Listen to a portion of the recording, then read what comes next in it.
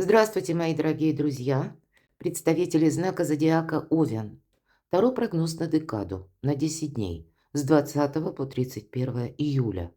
Давайте узнаем, какие подсказки нам дадут с вами карты. А 24 июля новолуние во Льве.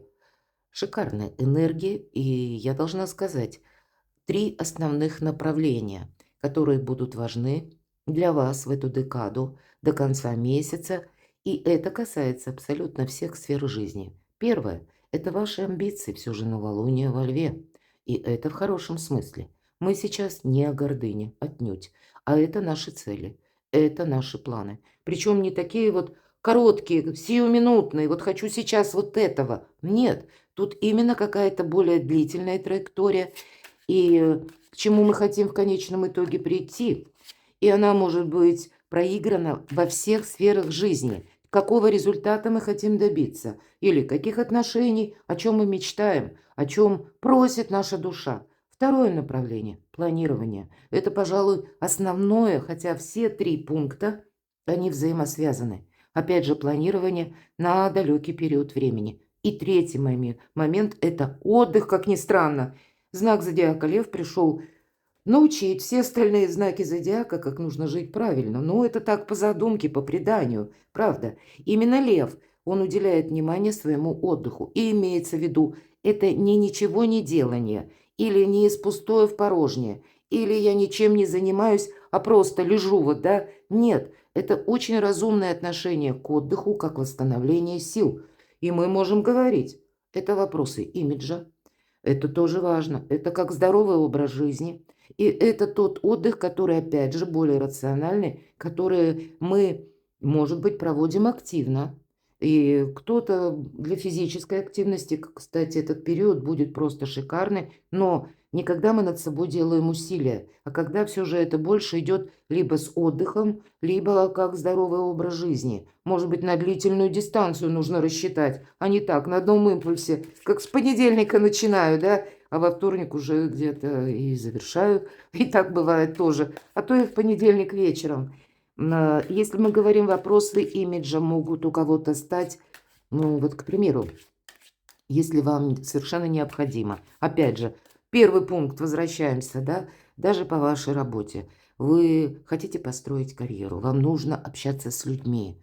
И у вас есть робость, некоторая стеснительность у кого-то. Вы не можете гладко как-то сформулировать свои мысли. Или, мои дорогие, кто-то из вас тушуется, когда сталкивается с каким-то хейтом, или когда с вами начинают спорить, где-то вас выводят на этот спор. Здесь мы тоже тренируемся. В таком хорошем смысле мы понимаем, что людей-то мы не изменим. Но очень часто мне вот именно эта ложная стеснительность или робость, она мне мешает через это перешагнуть. И тогда кто-то может, ну, буквально, может быть, изучать как красноречие или курсы риторики проходить из вас. Потому что это не есть, как было бы неплохо, а вы понимаете, что вашим задумкам, целям, намерениям этот момент в вашем характере конкретно мешает. А для кого-то будет смена имиджа. Я должна сказать, что мы можем провести в этот период, если мы говорим о первом пункте, опять же, ваши амбиции, важные переговоры. Мы можем взяться в этот период до конца июля за какой-то важный проект или за реализацию сложной идеи, которая впоследствии улучшает финансовое положение. И я должна сказать, что в этот период не все так безоблачно, могут заявиться бывшие, словно проверяя нас на прочность. Мы можем сталкиваться с токсичными людьми. И вот как раз нам и помогает умение не принимать на себя сказанные, может быть, обидные слова, но одновременно, если мы о льве, льва легко купить на лесть. Поэтому и мы не должны купиться на лесть, чтобы на нас никто не одел розовые очки. И это может касаться, как и бывших, которые вдруг появятся, воскреснут и начнут петь о вечной любви. Поэтому будьте благоразумны. Скорее всего, если были какие-то проблемы в отношениях, они никуда не исчезли.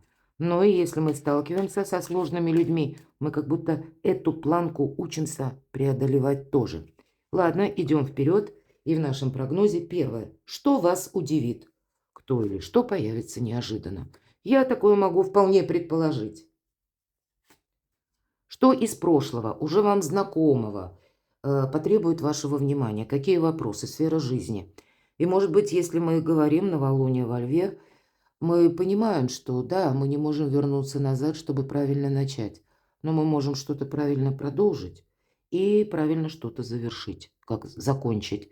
Это время, когда мы себе задаем вопрос: а ты действительно этого хочешь? Не быть удобными кому-то, а чего мы хотим. И третью мы с вами достанем карту, как в чем ваша удача, в чем ваша фортуна, в чем ваша сила. Энергия достижений, работы, бизнеса, у кого-то карьеры, энергия финансов, любовь, личная жизнь, может быть, и вопросы дома. Такое тоже я допускаю. И мы достанем 3 карты. Знаки судьбы. Сам по себе знак.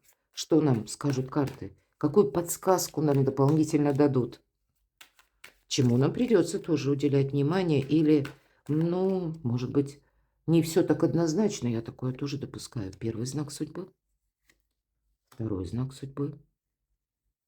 И не всегда ведь мы складываем, допустим, какое-то мнение о человеке или об обстоятельствах, и не всегда это мнение не меняется на долгий период. Вполне вероятно, мы тут сами тоже можем что-то изменить, или дополнительные какие-то новости, сведения приходят. Иными словами, что вас удивит? А вот посмотрите, король кубков. Вообще шикарная карта. Это конкретный человек, может быть. Ну, кто знает. У кого-то это будет и близкий человек, это личные отношения, это ваш партнер, супруг или супруга. Все же по полу мы карту не рассматриваем. А для кого-то человек, который рожден под знаком зодиака стихии воды, рыба, рак, скорпион, или имеет там асцендент. Но это единственный персонаж в колоде, который умеет, знаете, правильно распределить свою энергию. Точнее, 2 энергии. Энергии эмпатии, любви и приятных чувств, нежности, ласки. И такого прагматизма, материализма, мои дорогие. У него это удается сделать как у мага. Он просто не привносит эмоций в рациональные вопросы, ну и где-то отключается от такой, знаете, холодной расчетливости, когда речь идет о чувствах. Поэтому какие-то приятные моменты, когда вас может удивить, как и близкий человек, или какая-то история. Но я могу точно так же сказать, если мы говорим, и это астрологически, это планетарно, вот бывшие могут заявиться. И, может быть, это очень далекая история. И на кого-то там накатило, и вам действительно начнут снова петь о любви. И вот тут будет важно не замечтаться. Может быть, и есть что сохранять, все же мы все разные. Решать будете только вы. Но явно я так вижу, что любовная история или история личной жизни, может быть, это где-то связано с местом вашего пребывания, взаимоотношениями или какими-то прежними планами. Но вот здесь что-то может воскреснуть заново. Такое я тоже допускаю. Вторая карта. Что из прошлого знакомого вам придется решать, чем заниматься? Вообще, это ваша карта, мои дорогие овны. Император. Но ведь это еще карта у нас высоких инстанций, учреждений. Кстати, учреждение образования тоже. Это и какая-то система иерархии, закона. Когда эта карта выпадает, мы не идем против закона. Хотя энергии, они где-то вот такие, как у льва, огненные, страстные, когда хочется что-то доказывать, кстати. Но я тут больше вижу явно не новая история, хотя, может, у кого-то это и будет. Именно в эту декаду необходимость отправиться в какое-то учреждение к чиновнику. Но я могу предположить, что, скорее всего, сам вопрос, он возник прежде. Мы все-таки задали вопрос, как из прошлого, да? Я тогда вам хочу сказать, что у вас есть возможность, правда, провести эти согласования или встретиться, может быть, как встреча будет назначена с высокопоставленным лицом, может быть, с тем человеком, который стоит даже выше по ступени иерархии, чем вы. Здесь, если вы не согласны или вам не очень приятно слышать то, что будет вам говорить этот чиновник, я для примера, мы не спорим, мы не идем против власти буквально, и персонажей каких-то против шерсти мы тоже не гладим, мои дорогие овны, нам это все помогает. Тут, скорее всего, вы со всеми сумеете договориться. Вот эти энергии где-то, они ведь вам тоже помогают. Если рационально вопрос надо решать, тогда не надо привносить эмоций. Или пусть это вопрос касается денежной какой-то темы, ну или каким-то образом перекликается. Тут тоже, ну, добавив эмоции, мы превратим разговор в какую-то путаницу. Время очень рациональных решений. Будьте мудрыми императорами. Мудрый император понимает, есть две ипостаси, которые, ну, не влияет он на них. Это мнение людское раз и обстоятельства внешние. Это два. Может быть, вам придется соединить одно и второе, но вы более чем ресурсны, мои дорогие любимые овны. В чем ваша фортуна? Поставить какую-то точку окончательную в прежнем минусе. Я всегда называю карту тройку мечей уже теперь карта здорового равнодушия. И это ведь тоже карта прошлого. Вы можете даже столкнуться, знаете, вот с такой ситуацией, когда к вам возвращается какой-то человек или какая-то тема, пусть это даже не личной жизни касается. И вот к вам возвращается человек, он начинает, ну, вот так подъезжать, выбирая, на какой же козе к вам подъехать, да, начинает что-то за здравие или начинает даже с лести, начинает вам говорить то, что вам вроде как приятно слышать. Но была какая-то тема, когда вы либо поссорились, либо когда разошлись в принципиальных взглядах, либо этот человек поступил некрасиво, и вам пришлось пройти сложный период адаптации, пока вы сами себя восстановили буквально. Ну вот теперь уже здоровое равнодушие. А может быть, человек к этому времени уже словно созрел. Так вот, он может начинать с чего-то здравого, а заканчивать за упокой, будем говорить. Это могут быть и токсичные люди, будьте к этому готовы. То есть, если не получилось лестью, значит, человек может вас провоцировать на спор. И если мы говорим, в чем ваша сила, мы рассматриваем именно как сила. Это карта, когда нас ничто не цепляет. Это нас прежде что-то цепляло. И может быть такая метаморфоза. Вы уже забыли, но не в том плане, что вы забыли навсегда. Этот опыт, скорее всего, по тройке мечей мы никогда не забудем. Но мы уже оставляем как ситуацию, беспристрастно. Мы на это эмоционально, ну, вообще никак не реагируем, потому что уже отболела, отгорела навсегда, когда-то прежде. И теперь, ну, ты меня не зацепишь. А кто-то может пытаться, начиная с лести, а заканчивая какими-то там обвинениями, разборками. И я могу такое предположить. Но ваша-то сила, ваша фортуна. У вас нет никакой реакции. Вот какие бы эмоции людские или с чем бы вы ни столкнулись, мои дорогие овны, вы на это смотрите, знаете, вот так, ну, наверное, просвечивая конкретного человека, как рентгеновскими лучами, вы будете видеть, чувствовать собеседника и понимать, что он задумал или что он хочет получить. То есть вот эту преамбулу, да, разговора, не то, что он транслирует, а ради чего он заявился, например. Или пусть даже эта история не будет связана с появлением человека, но тогда вы в прошлом, в какой-то проигрышной, может быть, для вас ситуации или в каком-то разочаровании вы тоже поставите точку. По тройке мечей мы делаем выводы и идем дальше. Нам уже не важно. И после вот такого пережитого опыта мы всегда становимся сильнее. Ваши амбиции или ваши дела, работа, бизнес, карьера, рыцарь кубков, радость какая-то. И нам говорят, не упусти какой-то подходящий момент. Здесь могут быть и такие приятные какие-то для вас предложения. Может быть, для вас у кого-то и отдых сейчас. И вы со своим любимым человеком будете решать какие-то вопросы, которые касаются вашего дома, ваших личных отношений. Ну, к примеру, я такое могу предположить с учетом верхней карты. Была прежде дружба, а теперь вы решите ваши отношения как раз с учетом и императора, как будто уже соединить на бумаге, де юре.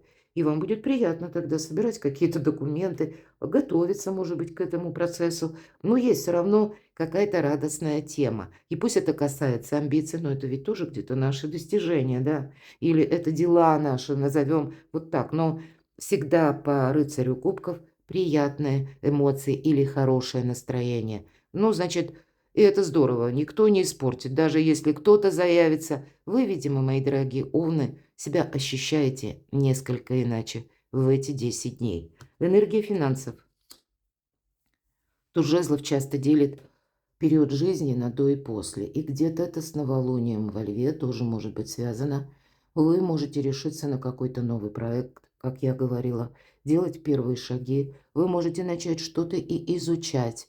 Вы можете менять имидж, и вас тоже это будет радовать. И может быть даже где-то, я сказала, вот эти три направления, как и наши амбиции, как и наше планирование на долгий период времени – и также и отдых – это все важно, потому что мы вот соединяем очень рационально. Как мы это можем применить в отношении финансов? К примеру, если отдых, а это наше здоровье, это наша ресурсность, это наш внешний вид. И хоть и провожают, говорят, по уму, а вот встречают-то по одежке. И очень часто первое впечатление, оно самое цепкое, оно западает в память тех людей, с которыми мы контактируем. И, может быть, вы понимаете, да, мне для денежного вопроса нужно строить карьеру, а для карьеры мне нужно учиться правильно доносить свою мысль, мне нужно выглядеть как-то иначе, сломать какой-то шаблон. И это очень символично с учетом Урана в Близнецах. И тогда для вас этот период какая-то перезагрузка, мои дорогие овны. И вас тогда ожидает, правда, какой-то финансовый успех. Здесь все будет взаимосвязано для вас, но это уже как новая точка отсчета. Но я также допускаю для кого-то конкретно и получение денег, может быть, тех, которые даже задерживались. Я могу предположить и помощь какая-то, но это может быть и какой-то новый проект по тузу жезлов. Это и наша решимость, и первые шаги, но это еще иногда связана карта с новостями, с какой-то информацией, может быть, как побудительный мотив. Или новая точка отсчета. Это вы услышите какую-то новость и на что-то решитесь. Любовь, личная жизнь, вопросы дома, что тут скажешь и в этой карте. Тут действительно, в общем-то, любовь, какие-то взаимоотношения. Хотя рыцарь, который нам тут изображен, ну, тут вообще римский воин нам изображен, сказала бы так, и это колода королевского Таро, которую прорисовал. Мне очень нравится его творчество Чиро Маркетти.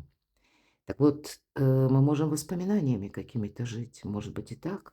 Может быть и какая-то история возвращается. И я должна сказать, все-таки мы все разные. Но помириться, мои дорогие, можно. Если вы видите, что была какая-то, ну, неувязка, не договорились, потому что каждый был императором. А по императору иногда бывает, я часто привожу в пример фраза «есть два мнения, мое и неправильное». Ну вот вы так думаете, а вы можете такую энергию ощущать, так, знаете, острее все-таки. Вы по умолчанию императоры, если мы говорим о картах Таро. Но и человек может в таких энергиях находиться, и пусть он даже не Овен, как вы, к примеру. Может быть, там в каком-то доме гороскопа у него как раз асцендент, да, ну или каким-то образом это есть взаимосвязь вот с такими энергиями. Поэтому я допускаю, что помириться можно. По влюбленным мы делаем выбор, поэтому у кого-то может быть и ситуация выбора, но у кого-то это выбор и такой утверждающий, когда вы, правда, решите перевести ваши отношения на новый уровень. А для тех, кто в паре, любовь какая-то волшебная может быть, мои дорогие, и эмпатия, и чувственная любовь, соединение самых прекрасных, как и чувств, но где-то и, может быть, элементов наслаждения. Вот все-таки у вас и период астрологический как раз может быть связан с тем, что вы особенно чувствуете вот эти энергии. Это для вас может быть таким временем важных решений в любой сфере жизни. И, видимо, это будет касаться и личной жизни тоже. Ладно, идем дальше. 3 знака судьбы и первый знак судьбы. У тебя, Овен, не должно быть двух моментов. Недостатка во взаимопонимании и какого-то пролапса по финансам. Ну, я имею в виду как провисание. Имеется в виду, когда вы что-то неправильно просчитали, а потом, может быть, да, провисает у нас что-то, какой-то минус получается. Вот по пятерке пентаклей это всегда недостаток. И вот недостаток через договоренности или, может быть, когда и вы сами что-то прежде планировали одно, тут вы понимаете, что нет, надо перепланировать. на далекий период жизни вы можете менять э, вообще какие-то кардинально планы, потому что либо из прошлого, да, какая-то история вас буквально и научила ваша сила, вы понимаете, вот какое-то направление, сколько ты тут усилий не прикладывай, может быть, это тройка мечей, ведь разочарование у кого-то, бизнес, работа, а тут надо менять. Нет смысла, как бы нет прогресса тратить свое время, может быть, свои ресурсы, вашу экспертность в чем-то. В конечном итоге какой-то нулевой вариант. Поэтому вы тут тоже планы можете менять на будущее. Тут не должно быть какого-то бестолкового ожидания. Вот, наверное, да? Если мы говорим даже взаимоотношения, лучше проговорить, задать вопрос. Если отношения вам дороги, но они стоят либо на паузе, либо зависли, вот как в какой-то непонятной точке не то завершение, не то новой точки отсчета, не то будет продолжение, не то нет. Вы можете инициировать сами, по крайней мере, если человек. Оппонент не откликается, вам тоже понятно. Ну, все, не откликается. Значит, в этом ставлю точку, и я иду дальше. Потому что для вас не упустить время– это вообще, в принципе, важный момент. Но для вас добрая энергия. Вам до конца 2025 года, ну, прямо как воздух. Первое– это адаптироваться к какой-то ситуации или, может быть, принять как сложившийся факт нужно, а после этого организовать свою жизнь по-новому. Есть и такой момент. Но и, может быть, по финансам будьте бдительны. Это как знак судьбы, чтобы не было какого-то минуса. И, кстати, деньги есть, деньги будут, если мы говорим просто про декаду. Восьмерка Пентаклей– одна из лучших карт в колоде на деньги и на работу.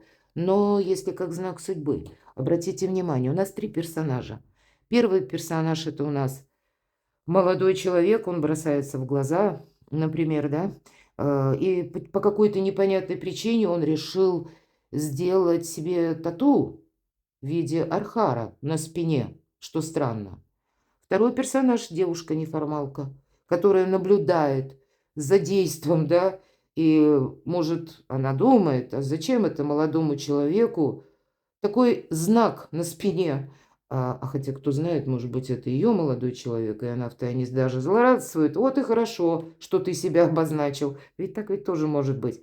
Но главный персонаж все-таки восьмерка Пентаклей– это вот этот мастер. Ему по барабану, извините, извините, ему все равно, кто что там надумал нарисовать у себя на теле.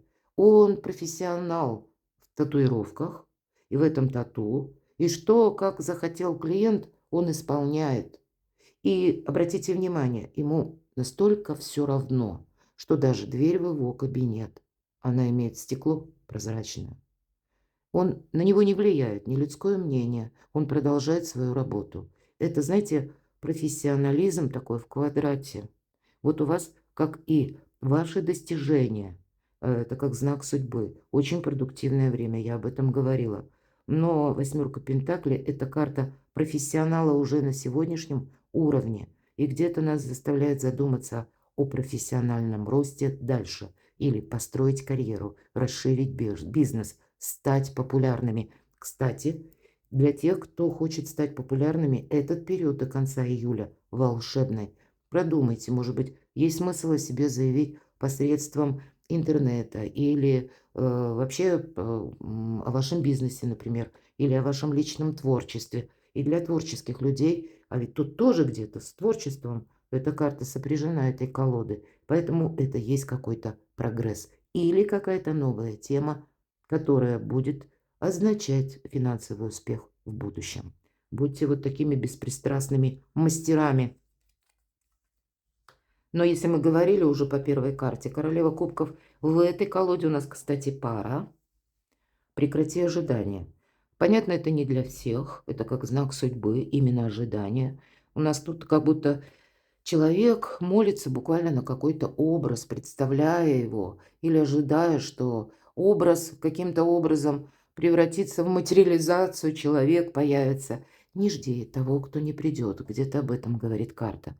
Но и одновременно для тех, кто в паре, то тут прекрасные взаимоотношения, все то, что я говорила по аркану влюбленные.